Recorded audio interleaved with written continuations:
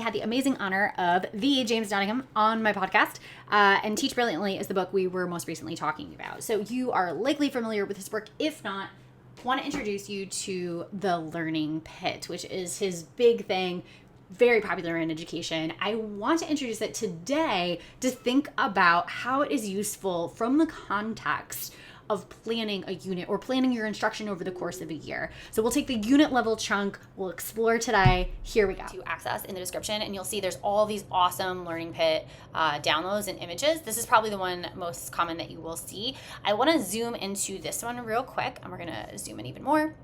Okay, so this one, it really highlights like what underlies something that is useful to kind of use the learning pit in or a scenario where the learning really deeply happens and you really want to get into the pit. Okay, so it starts with a concept. And this is where I think it's important to think from a curriculum design lens.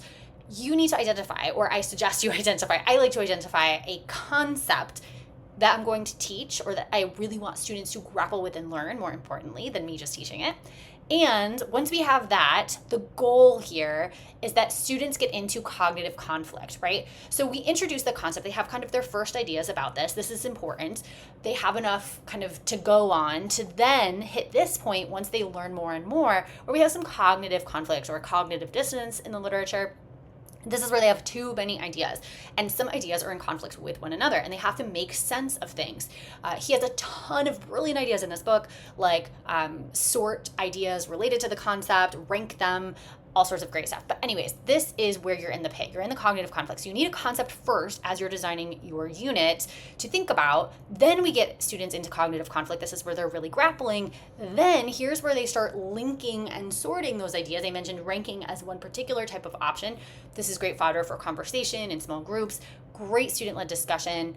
And this is really where we have kind of our open thinking here, our divergent thinking, and this is where we really start synthesizing and bringing it all together. We're linking and sorting ideas, and then once we've really understood it, we're at success once we kind of are starting to apply solutions. How do we apply this concept in novel context? How could we create something using what we have learned?